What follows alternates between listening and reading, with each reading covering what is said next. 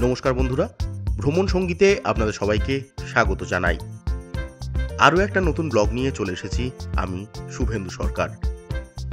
বন্ধুরা, গত এপিসোডে আমরা দেখিয়েছিলাম ভালুখপ থেকে রেলি যাবার গল্প। রেলি নদীর ধারে আমরা ক্যাম্পিং করেছিলাম। সেখানে গিয়ে রান্না করে ছোট্ট একটা পিকনিকের আয়োজন করেছিলাম। আর আজকের ভিডিওতে থাকবে সেখান থেকে বেরিয়ে আসার গল্প আর দার্জিলিং মেলে চড়ে কলকাতা ফেরার গল্প। তাই পুরো ভিডিওটা দেখার অনুরোধ রইল। আশা করছি অন্য ব্লগগুলোর মতো এটাও আপনাদের যথেষ্ট ভালো লাগবে। তাহলে চলুন দার্জিলিং মেলের গল্প এখান থেকেই শুরু করে ফেলি।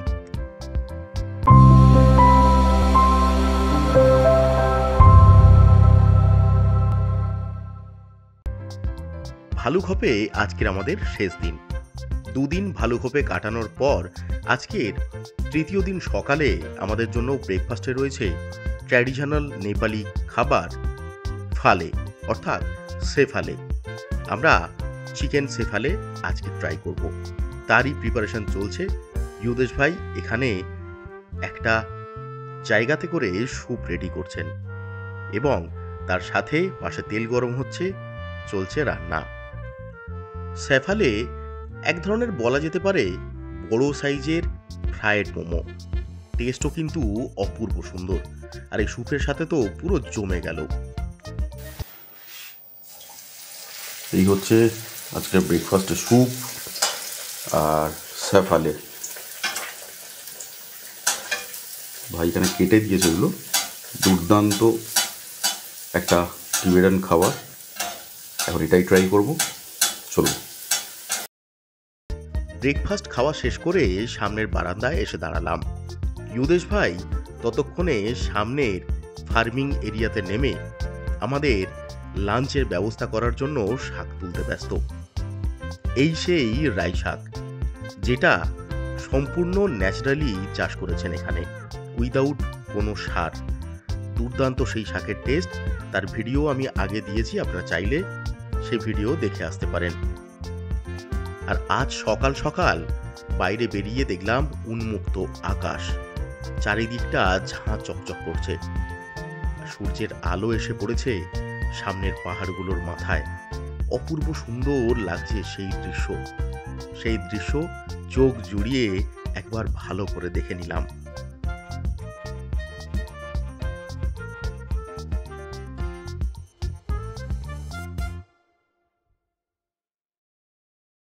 এবার ঝটপট লাঞ্চ করে আমাদের বেরিয়ে পড়তে হবে। লাঞ্চে ছিল এক ধরনের উচ্ছে ভাজা। সেসিমি সিড দিয়ে উচ্ছে ভাজা আমি এর আগে কখনো খাইনি। অপূর্ব সুন্দর সেই মুচমুচে স্বাদ। আর এখানে রাই শাক দিয়ে চিকেন, এটাও প্রথমবার ট্রাই করলাম। সুন্দর ভাতের সাথে অপূর্ব সুন্দর লাগছিল। খাওয়া দাওয়া কমপ্লিট করে ব্যাগপত্র গুছিয়ে নিয়ে আমি আর শাহরু পায়ে পায়ে সিঁড়ি বেয়ে নিচের দিকে নামতে লাগলাম। তারপর এইবার ভালুখপকে বিদায় জানানোর সময়, তাই বিদায় জানিয়ে ঝটপট বেরিয়ে পড়ব, কারণ আমাদের গাড়িও অলরেডি চলে এসেছে। ইউদেশ ভাইয়ের অভ্যর্থনা সারা জীবন মনে থাকবে। অমায়িক মানুষ, দুর্দান্ত তার ব্যবহার এবং তার আতিথেয়তাও আমাদেরকে আবারও টেনে আনবে এই ভালুখপে। ভালুখপ থেকে এনজেপি যাওয়ার জন্য ইউদেশ ভাই আমাদের জন্য একটা ওয়াগানার গাড়ি ঠিক করে দিয়েছিল। সেই গাড়ি আমাদের পৌঁছে দেওয়ার জন্য ভাড়া নিয়েছিল ৩,৫০০ টাকা। একদম নতুন ঝাঁ চকচকে একটা গাড়ি। আমরা থানার সামনে দিয়ে রাস্তা ধরে, ডান দিকে রাস্তা ধরে এগিয়ে চললাম এনজেপির উদ্দেশ্যে। কিছুক্ষণ যাবার পরেই রাস্তায় আমাদের সঙ্গী হলো তিস্তা। আর রাস্তার চারিদিকে তখন কাজ চলছে। সদ্য ঘটে যাওয়া উত্তরবঙ্গে যে ভয়াবহ দুর্ঘটনা, তারই প্রতিচ্ছবি ফুটে উঠছে রাস্তার দুধার জুড়ে। সামনে রাস্তার কন্ডিশন দেখে নিশ্চয়ই আপনারা আন্দাজ করতে পারছেন যে কি ভয়াবহতা তখন দেখা দিয়েছিল এখানে। সেই দৃশ্য দেখতে দেখতে মনটা বেশ ভারাক্রান্ত হয়ে গেল।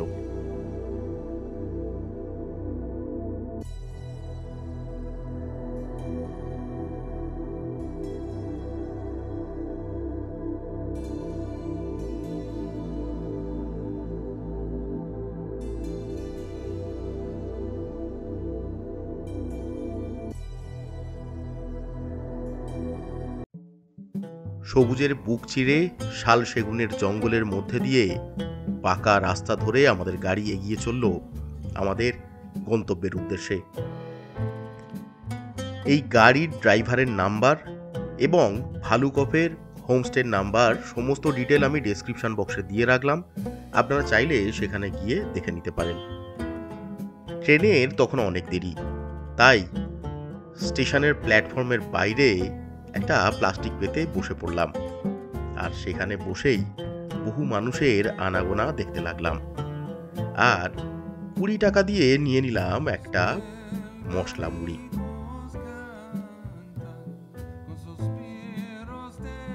দার্জিলিং মেলে কোনো প্যান্ট্রি কার নেই, তাই রাতের খাবারের ব্যবস্থা করার জন্য চলে এলাম এই গাড়ি স্ট্যান্ডের ঠিক পাশে কল্পনা হোটেলে। এই হোটেলের খাবারের গুণগত মান এবং দাম যথেষ্ট রিজনেবল, তাই আমি আগাগোড়ায় এখানে আসলে এই দোকান থেকেই খাবার কিন্তু নিয়ে ট্রেনে উঠে পড়ি। দেখতে দেখতে যথাযথ টাইমে দার্জিলিং মেল ঢুকে পড়ল এনজেপির 3 নম্বর প্ল্যাটফর্মে। 12344 Haldibari Sealdah Darjeeling superfast mail Haldibari, Jalpaiguri, Malda town, বর্ধমানের মধ্যে সংযোগ স্থাপন করে। এটি এই রুটের প্রথম AC electric loco web 7 train. এই ট্রেনের যাত্রা শুরু হয় আজ থেকে 145 বছর আগে 1 জানুয়ারি 1878 সালে। এই ট্রেন 573 কিলোমিটার পাড়ি দেয়। এই ট্রেন সপ্তাহের 7 দিনই চলে। এই ট্রেনে কোনো প্যান্ট্রি কার নেই। এই ট্রেনের হাইয়েস্ট স্পিড 130 কিলোমিটার, আর মোট 22টি কোচ আছে এই ট্রেনে। একটি ফার্স্ট এসি, 2টি সেকেন্ড এসি, 7টি স্লিপার, 7টি থার্ড এসি এবং 3টি জেনারেল কোচ আছে। এটা 72, আমার সিটটা হচ্ছে 71, আর শাহরুখের পড়েছে 68। একদম গেটের পাশে, এসি যেহেতু সেহেতু সমস্যা নেই। B1 কোচে আমাদের সিট। তো যে সমস্যাগুলো ফেস করতে হচ্ছে সেটা, কোনো প্লাগ পয়েন্ট নেই, নিচেও নেই উপরেও নেই। একমাত্র প্লাগ পয়েন্ট রয়েছে যেদিকে 3টে 6টা সিট রয়েছে, সেখানে প্লাগ পয়েন্ট রয়েছে 2টো, কিন্তু আমাদের এখানে কোনো রকম কোনো চার্জিং পয়েন্ট নেই। এটা একটা ডিসঅ্যাডভান্টেজ এই ট্রেনটার। এটা একটা সমস্যা, বিশেষ করে এখানে কোনো স্টাডি লাইট বা কিছুই নেই, সেহেতু মানে রীতিমতো অন্ধকার হয়ে যাবে যদি ট্রেনটা ছাড়ে। তারপর এই হচ্ছে ওভারঅল। এখন চলুন দেখার বিষয়, আমরা ট্রেনটা কেমনভাবে যায়, টাইমিংটা ঠিকঠাক থাকে কিনা সেটাই বেসিক্যালি দেখার। চলুন।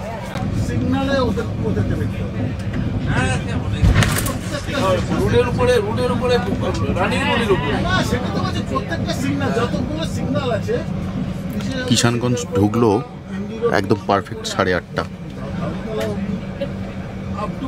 এখনো পর্যন্ত মোটামুটি ঠিকই আছে। আর আমি এখন এখানে বসে আমার কাজ নিয়ে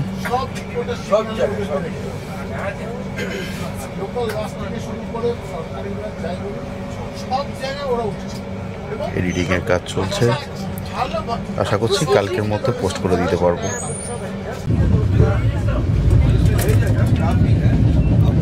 9:05 কিষানগঞ্জ ঢুকলো, আর 5 মিনিটের হল্ট দিল, ছেড়ে দিল। এর আগে 8:30টার সময় আলুয়াবাড়ি স্টেশনে কোনো হল্ট ছিল না, তাও কিন্তু দাঁড়িয়েছিল 5 মিনিটের জন্য।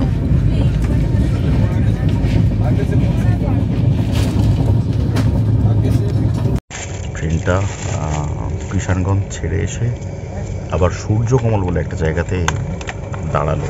এখন দার্জিলিং মেল সচরাচর এইরকমভাবে দাঁড়ায় না, তো দেখা যাক বাকি রাস্তাটা টেনে মেকআপ দেয় কিনা। এখনো পর্যন্ত একটু লেটই যাচ্ছে। চলো, বাজি 9:40, আর আবারও ডালখোলা স্টেশনে ট্রেনটা দাঁড়িয়ে গেল। বুঝতে পারছি না আজকের ট্রেনটা কতটা ঝোলাবে। এখানে কিন্তু কোনো হল্ট দার্জিলিং মেলের নেই। পরে হল্ট ছিল কিষানগঞ্জের পরে মালদা, কিন্তু এখানে আর একটা হল্ট দিয়ে দেওয়া হলো। দেখা যাক কতক্ষণে ছাড়ে। এই হলো বাথরুম, একটা বেসিন রয়েছে, হ্যান্ড ওয়াশ ছিল, জানলা রয়েছে, আর এমনি পরিষ্কার পরিচ্ছন্ন যথাযথই ছিল, কোনো সমস্যা হয়নি।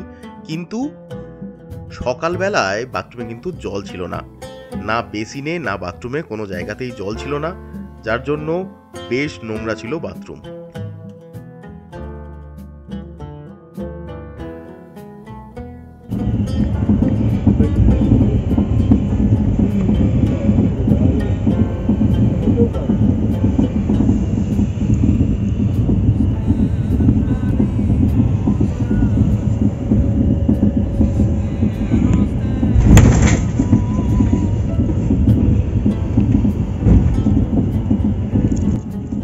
বাজে 5:30, নৈহাটি স্টেশন ঢুকলো। Naihati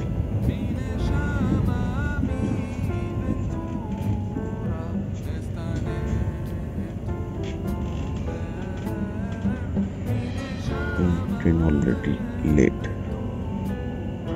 good morning. অলরেডি সকাল হয়ে গেছে, আর আমাদের ট্রেন যেরকম ভয় পাচ্ছিলাম সেরকমই। দার্জিলিং মেল সচরাচর লেট করে না, কিন্তু আজকে ট্রেনটা যথেষ্ট পরিমাণ লেট। এই কোচে আমাদের কিন্তু বেড রোল দিয়ে গিয়েছিল, তাতে ছিল একটা বালিশ, 2টো বেডশিট এবং একটা কম্বল। যেহেতু একটু শীতকাল পড়েছে, ঠান্ডা অল্প পড়েছে, তাই কম্বলটা কিন্তু অলরেডি অ্যাড করে দেওয়া হয়েছে, তাই কারোর সমস্যা হওয়ার কথা নয়। এসি খুব বাড়ানো ছিল না, অর্থাৎ ঠান্ডা কিন্তু খুব বেশি কোচ ছিল না, তাই মোটামুটি যা ছিল তাতে কাজ চলে গেছে। যেহেতু শীতকাল, তাই এসির পাওয়ারটাও একটু কমানো ছিল। আর প্রত্যেকটা অনেক ট্রেনেতে কি হয় যে সাইড স্লিপারের ওখানে আলাদা করে একটা এসি ভেন্ট থাকে, সেটা কিন্তু এই ট্রেনে ছিল না। এবং আমি আগেও বলেছি, কোনো চার্জিং পোর্টও ছিল না। এইগুলো কিন্তু একটা সমস্যা, এবং রিডিং লাইটও নেই, এগুলো একটু সমস্যা হয়েছে। এছাড়া ট্রেন জার্নিতে আর তেমন কোনো সমস্যা কিন্তু হয়নি।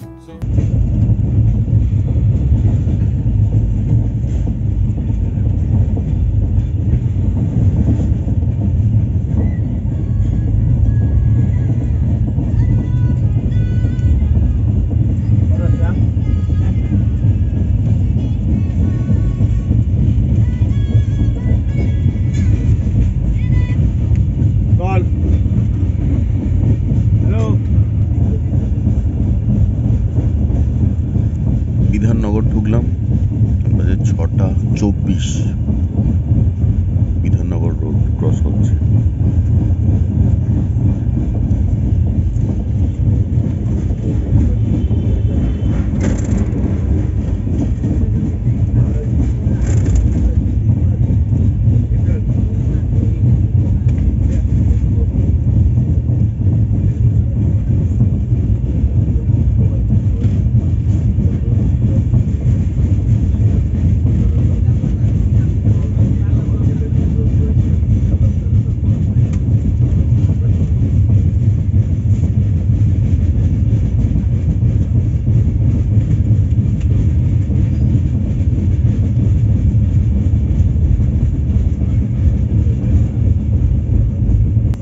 ঘন্টা 10 মিনিট লেটে শিয়ালদা ঢুকলাম।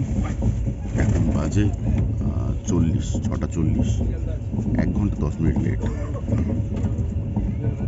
চলুন, আজকের জার্নি এখানেই শেষ হচ্ছে। দেখা হচ্ছে আগামী ভিডিওতে।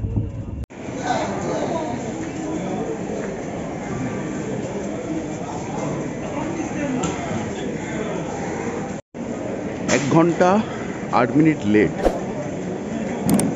6:40 মানে 38 আমরা ঢুকে গেলাম শিয়ালদা স্টেশনে। তো আজকের মতো জার্নিটা এখানে শেষ হচ্ছে। দেখা হচ্ছে আগামী কোনো ভিডিওতে অন্য কোনো জায়গা নিয়ে। ততক্ষণের জন্য টাটা। সবাই ভালো থাকবেন, সুস্থ থাকবেন, আর প্রচুর ঘুরতে থাকবেন।